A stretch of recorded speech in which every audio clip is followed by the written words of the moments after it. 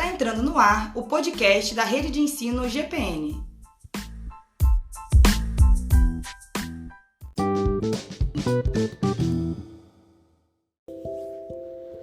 Fala pessoal, aqui é Beatriz Albuquerque. Nós estamos iniciando agora o episódio 3 da nossa série Cartas aos Coríntios. Ao longo desses podcasts nós estamos falando de temas que aparecem com muita relevância e muita importância nas duas cartas que Paulo escreveu à igreja de Corinto.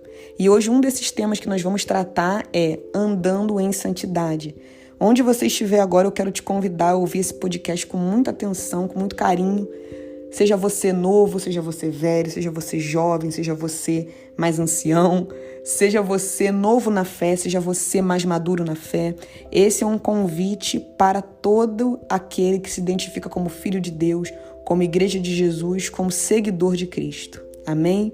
E para a gente poder começar, vamos ler 2 Coríntios capítulo 7, versículo 1, que diz o seguinte: Amados, visto que temos essas promessas, purifiquemo-nos de tudo que possa contaminar o corpo e, por conseguinte, a alma, aperfeiçoando a santidade no temor do Senhor. Meu amigo, minha amiga, irmão, irmã, que onde você estiver agora, que o Senhor ele possa te encher de revelação da palavra, que Ele possa te abençoar com todo o entendimento necessário, que vem não de nós, mas que vem do Espírito Santo de Deus. Em nome de Jesus, amém. Bom, para a gente poder falar sobre santidade, eu creio que nós precisamos primeiro desmistificar algumas coisas. A santidade ela acabou se tornando ao longo do tempo um tema muito mitológico dentro da igreja, né? Um tema ao redor do qual muitos mitos se levantaram, muitas coisas que não necessariamente se referem a uma santidade bíblica. E hoje eu acho importante a gente começar essa conversa desmistificando alguns desses mitos, para que nós possamos ter uma compreensão um pouco mais clara do que a Bíblia fala em relação a andar em santidade. Bom, o primeiro mito que eu acho que nós precisamos desmistificar e desfazer em relação à santidade, eu acho que a própria igreja de Corinto nos ensina. E esse mito é o seguinte: a nossa santidade não é definida pelos dons do Espírito que nós temos. A Bíblia fala em 1 Coríntios capítulo 1 que a igreja de Corinto ela não era uma igreja que tinha um dom. A igreja de Corinto ela não era uma igreja que tinha alguns dons. A Bíblia fala que a igreja de Corinto era uma igreja rica de todos os dons que o Espírito Santo poderia oferecer. Era uma bandeja cheia de dons espirituais. Então a igreja de Corinto tinha profecia, línguas, interpretação, palavra de sabedoria, de conhecimento, curas, milagres, sinais. A igreja de Corinto possuía tudo isso. Mas a igreja de Corinto era uma igreja que ainda assim caminhava em obras da carne. Um exemplo, a igreja de Corinto, Paulo, na primeira carta, ele trata a questão da divisão. Era uma igreja dividida e cheia de brigas, de discussões tolas e vãs. A igreja de Corinto, a primeira carta também mostra que era uma igreja que tolerava a imoralidade sexual. Terceiro ponto, a igreja de Corinto era uma igreja que na segunda carta, Paulo trata a questão das falsas doutrinas. Então era uma igreja que dava ouvido e dava lugar a falsos mestres. Então, apesar da quantidade de dons que essa igreja tinha, era uma igreja que não caminhava no Espírito. Gálatas 5 vai falar: andeis no Espírito, de modo nenhum satisfarão as vontades da carne. Quando Paulo vai falar do que é andar no Espírito, ele fala primeiro que andar no Espírito é ter fruto. E quando ele vai citar o fruto do Espírito, Paulo ele não fala da profecia, Paulo ele não fala da variedade de línguas. Paulo, quando ele vai falar de andar no Espírito e do fruto que representa o andar no Espírito, ele fala de bondade, ele fala de amabilidade, ele fala de paciência, ele fala de amor, ele fala de tantas coisas, de domínio próprio, ele fala de diversos frutos, diversas manifestações do Espírito Santo no nosso interior. Então nós precisamos entender em primeiro lugar que os dons que nós temos, eles não significam santidade para Deus. Porque a igreja de Corinto tinha todos os dons do mundo, mas não era uma igreja santa aos olhos do Senhor. E Paulo precisou corrigir isso. Eu acho que um segundo mito que nós precisamos também desmistificar, desfazer, desmontar, é o mito de que a santidade ela envolve apenas a nossa vida sexual. E isso é uma mentira. A nossa santidade envolve também a nossa vida sexual. Mas a santidade, ela não envolve apenas isso. Por algum motivo, nós fomos ensinados a ranquear pecado. E nós achamos que o pecado sexual está acima de todos os outros pecados.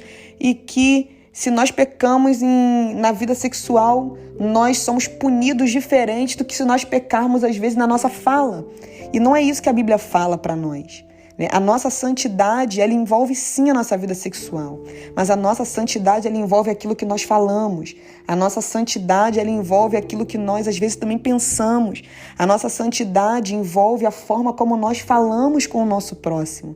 A nossa santidade, ela envolve a forma honesta ou desonesta que nós lidamos com finanças e negócios. Então, a santidade, ela não fala de uma área específica da nossa vida. A santidade, ela fala de toda a nossa vida. É um estilo de vida, né? De toda ela. Eu creio que o terceiro mito que nós precisamos desfazer e desmontar é também o mito de que a santidade é algo instantâneo, de que existe uma fórmula para a santidade. Faça assim, ande assim, fale assim e você será santo. Ore assim e você será santo. A santidade, ela não é instantânea. A santidade, ela é um processo. Nós vamos falar disso já já. O quarto mito que eu creio que nós precisamos também desfazer é o mito de que a santidade, ela é aquilo que nós somos na plataforma. Sabe, a santidade também não é sobre uma imagem que nós criamos, não é sobre quem nós somos na plataforma, não é sobre o que nós somos quando nós estamos pregando, falando, exercendo algum ministério, até fora da plataforma às vezes, né? Existem ministérios que são exercidos fora da plataforma. E a grande verdade é, a santidade, ela não fala daquilo que nós somos quando nós estamos em evidência, mas fala sobre aquilo que nós somos quando nós descemos da plataforma. Sabe, a verdadeira medida da santidade de um pregador não é aquilo que ele fala quando ele está pregando, mas aquilo que ele fala quando ele está na casa dele, quando ele está com os amigos dele. A verdadeira medida da santidade, eu não sei, de um diácono, de um ministro de louvor, de um ministro de dança, não sei, qualquer função que a gente exerce na igreja, não é aquilo que nós fazemos quando nós estamos sendo vistos pelos nossos irmãos, mas aquilo que nós fazemos no minuto que nós colocamos os pés para fora da igreja. Muitas vezes no trânsito, muitas vezes, sei lá, numa aula, numa prova de faculdade, de escola. Esse é um mito também. A santidade não é sobre aquilo que nós mostramos dentro da igreja, mas aquilo que nós mostramos ao Senhor fora dela. Então, esses mitos precisam ser desfeitos na nossa mente para que nós possamos entender e compreender aquilo que realmente é a santidade. Então, para concluir, eu acho que nós podemos falar um pouco sobre o que é a santidade, né? O que significa quando Deus ele chama a gente para andar em santidade? Nós aprendemos sempre na igreja que ser santos é sermos separados. Isso é uma verdade incontestável. A palavra mesmo significa isso. Santo é separado. Quando nós dizemos que Deus é santo, Ele é um Deus separado. Isso significa. Quando a Bíblia fala que Deus ele separou um povo para ser uma nação santa, em 2 Pedro fala isso. Ele está dizendo que nós nascemos para ser uma nação separada, um povo separado, exclusivo de Deus. A Bíblia fala disso. Mas eu queria hoje ir um pouco mais profundo no que a santidade significa, o que esse convite significa. Quando Deus ele chama a gente para sermos santos, Deus ele está nos chamando para participarmos da sua essência. Não por acaso, todas as vezes que um homem teve acesso à glória de Deus na Bíblia, ele se deparou com um cenário onde os seres celestiais eles estão declarando que o Senhor é santo. Foi assim em Isaías capítulo 6, foi assim em Ezequiel capítulo 1, Apocalipse capítulo 4, eles sempre se deparam com a santidade, com os seres celestiais declarando a santidade de Deus. Então, quando nós vemos um convite como de 1 Pedro capítulo 1, versículo 15 e 16, quando Pedro fala: sede santos porque eu sou santo, ele relembra esse convite. Deus ele está nos convidando para participarmos e para sermos semelhantes a Ele. E esse é um convite que o Senhor nos faz, para sermos filhos sem mistura, filhos sem impureza, não apenas em uma área da nossa vida, mas em todas as áreas da nossa vida.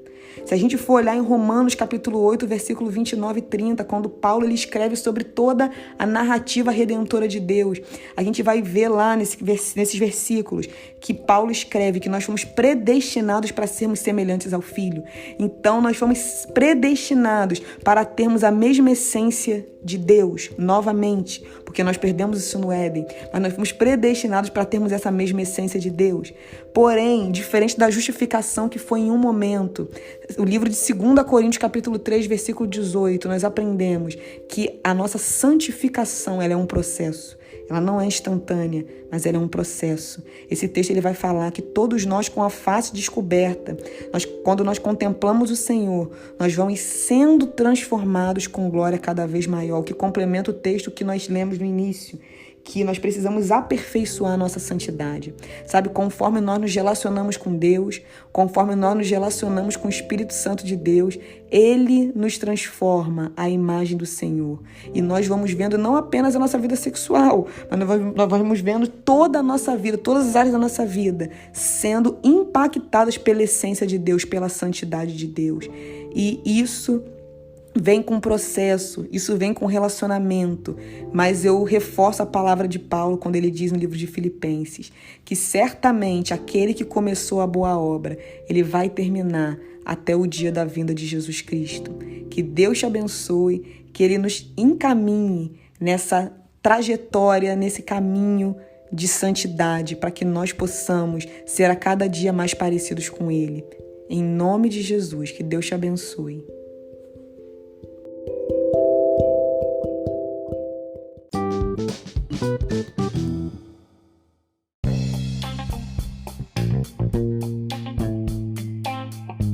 Este foi mais um episódio do podcast da Rede de Ensino GPN. Até o próximo estudo. Deus abençoe.